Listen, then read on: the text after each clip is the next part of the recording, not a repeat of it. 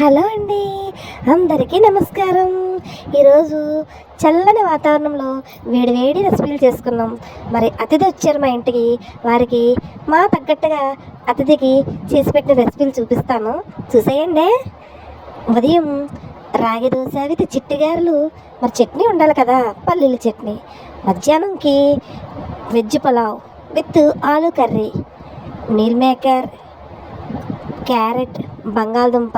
మరి సాయంత్రం బ్రేక్ పెరుగు ఆవిడ.